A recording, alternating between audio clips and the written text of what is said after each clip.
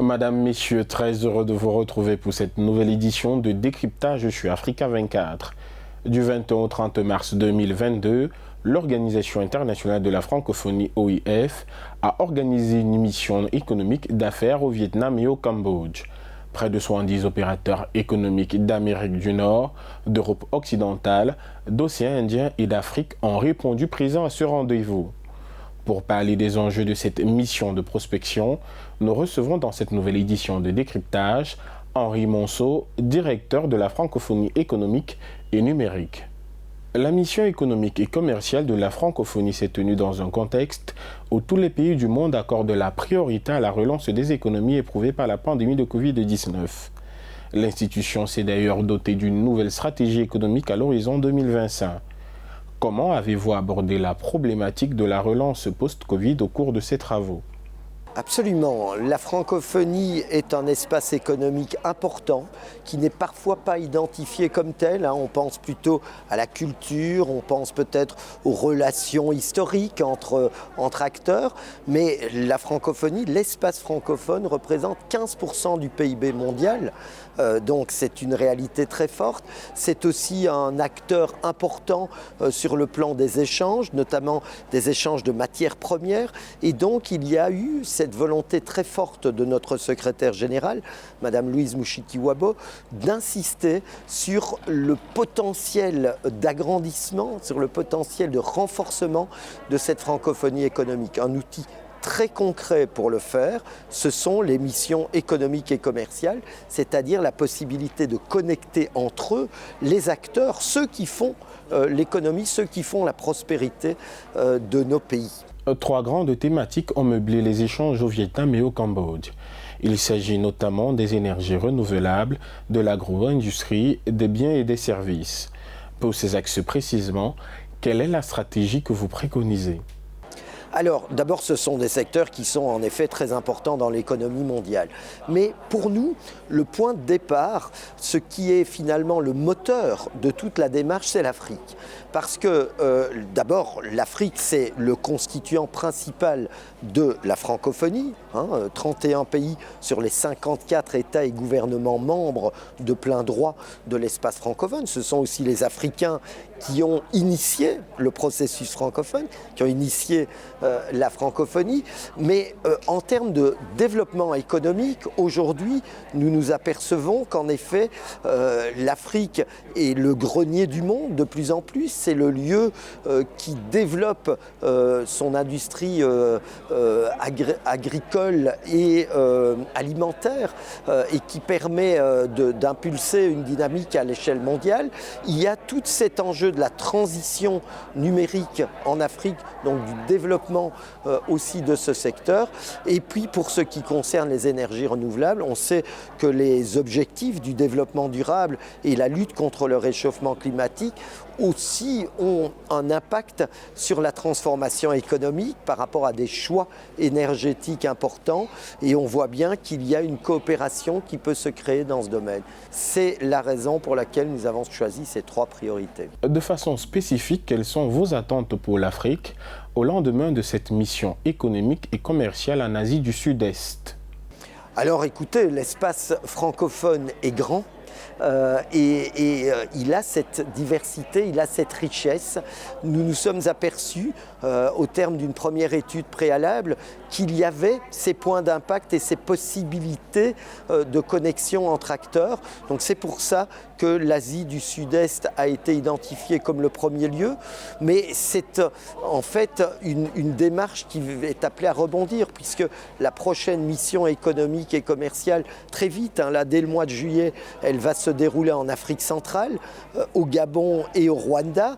Et là, on va avoir un certain nombre d'acteurs de l'Asie du Sud-Est qui vont venir là également. Et puis par la suite, ça continuera. On n'a pas fait les choix exacts pour 2023. Depuis la définition de la stratégie économique pour la francophonie en novembre 2020, l'Organisation internationale de la francophonie organise de nombreuses rencontres économiques. Pouvez-vous nous indiquer quels sont les résultats jusqu'ici de ce vaste projet qui vous tient à cœur, la francophonie économique ? Mais ce que nous visons, ce sont vraiment des accords commerciaux.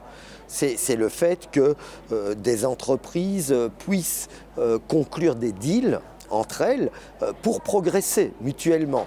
Et il y en a beaucoup. Nous voyons à la fois des accords cadres autour du café, autour du coton, autour du thé également. Donc là, on est sur des produits et des filières qui sont assez structurelles, la noix de cajou par exemple, mais nous voyons aussi beaucoup d'accords plus spécifiques, plus micro si je puis dire, d'entreprise à entreprise. Il y a des bons de commande très clairs qui ont été signés dans le cadre de cette mission économique et commerciale par rapport à des machines qu'il faut importer vers l'Afrique, par rapport à des exportations de matières premières de l'Afrique vers le Vietnam et le Cambodge, par rapport à des solutions technologiques aussi. Il y a un mémoire d'entente qui est en discussion actuellement, avons-nous vu, entre le Gabon et le Vietnam sur des salles de classe virtuelles par rapport à un développement technologique qui s'est fait au Vietnam. Donc oui, il est trop tôt encore pour mesurer exactement le nombre concret d'accords. On ne manquera pas de vous en tenir informé, mais pour l'instant, nous voyons que cette dynamique, elle prend et qu'il y a une vraie demande qui est rencontrée ici. 25 organisations patronales francophones se sont constituées en association internationale et une délégation permanente a même été mise en place à Paris. Dites-nous, ce type de regroupement contribue-t-il à favoriser le maillage économique dont vous êtes le garant dans l'espace francophone ? Je pense en effet que c'est là où l'OIF a un rôle particulier à jouer, où nous avons un atout parce que au départ nous ne sommes pas une agence technique sur le plan économique, mais nous développons cette technicité parce que nous pouvons aussi sur le plan politique, sur le plan diplomatique, activer d'autres acteurs. Et vous aurez remarqué que dans ces missions, il y a certes des entrepreneurs, c'est le groupe le plus important, mais nous avons aussi des facilitateurs de commerce, des facilitateurs économiques, parmi lesquels des banques, les banques de développement notamment, parmi lesquelles aussi des agences nationales d'investissement ou de développement du commerce. Et c'est en appariant, en regroupant tous ces acteurs que nous pouvons tenter de créer les conditions qui vont permettre, comme vous le disiez, aux pays africains d'être eux-mêmes de plus en plus transformateurs, donc de gagner en valeur ajoutée. Parce que c'est ça qui compte, évidemment. Si vous vendez une matière première qui est transformée par d'autres, la marge bénéficiaire la plus importante, elle va se trouver chez le transformateur. Donc notre enjeu, c'est aussi que l'Afrique soit transformatrice et que la majorité de la valeur ajoutée se trouve là-bas, ce qui va permettre aussi de diversifier les économies et donc de rendre l'Afrique de plus en plus forte économiquement. Parlons à présent du numérique, cet autre secteur qui retient votre attention. Pour favoriser l'accès à Internet pour tous, vous avez signé en janvier 2020 un partenariat avec Smart Africa. Dites-nous, en quoi consiste cette coopération pour les économies africaines et quelles sont les retombées attendues sur le terrain ? Alors, notre stratégie numérique, puisque vous avez évoqué la stratégie économique de la francophonie, qui en effet a été adoptée par nos États en 2020, nous avons également une nouvelle stratégie numérique qui a été adoptée en décembre 2021 et qui a notamment comme priorité le renforcement des compétences sur le continent africain pour permettre à ce continent d'avoir sa propre proposition de valeur, de ne pas être simplement au fur et à mesure où se développe la connectivité. Il y a encore beaucoup de chemin à faire de ce point de vue-là, mais enfin, ça évolue vraiment bien. Mais par contre, il ne faut pas simplement constituer un marché, il faut aussi être capable de proposer des solutions qui sont spécifiquement africaines. Et c'est là où le partenariat avec Smart Africa est important, parce que nous avons le même objectif de ce point de vue-là, et nous voulons, en termes de régulation, en termes de réglementation, en termes de renforcement des compétences, c'est-à-dire très concrètement former des jeunes notamment. Nous avons lancé un programme qui s'appelle Déclic il y a quelques mois. Ce programme aujourd'hui est déployé dans 10 pays. Nous sommes en train de former 1500 jeunes à des formations professionnalisantes, certifiantes, c'est-à-dire qu'ils acquièrent des métiers, des compétences métiers, et ils vont être les développeurs de demain, ils vont être ceux qui conçoivent les interfaces web pour l'avenir, et nous voulons évidemment arriver à une bien plus grande échelle.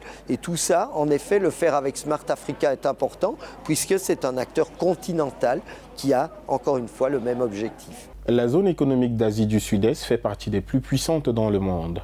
Dites-nous, comment l'Afrique peut-elle s'inspirer de ce modèle pour la réussite de la zone de libre-échange continentale africaine ? Tout à fait. C'est un des éléments qui sont en discussion et qui sont portés par notre secrétaire général qui, en marge de cette mission économique, a toute une série de rencontres de haut niveau avec les autorités vietnamiennes et les autorités cambodgiennes qui assurent actuellement la présidence de l'ASEAN. C'est le Cambodge qui préside l'ASEAN. Et donc, c'est une occasion, en effet, de voir comment nous pouvons aussi renforcer cette coopération, sachant que de notre côté, nous travaillons sur l'ASLECAF et avec l'ASLECAF, notamment en matière de droit commercial international et particulièrement l'utilisation du droit de tradition commune, du droit latin, germano-latin, que nous poussons à travers l'OHADA notamment et aussi à travers des actions qui concernent les Nations Unies. Nous aurons une grande réunion à Accra au mois de juin qui vise à rassembler tous ces acteurs, ZLECAf, OHADA, CNUTSI pour les Nations Unies, mais aussi les agences de promotion d'investissement de nos États et notamment des pays africains. Et le but, c'est vraiment ça, c'est vraiment connecter les expériences. Merci d'avoir suivi cette édition de Décryptage. Retrouvons-nous très prochainement pour une nouvelle édition. L'actualité se poursuit sur Africa 24 et africa24tv.com.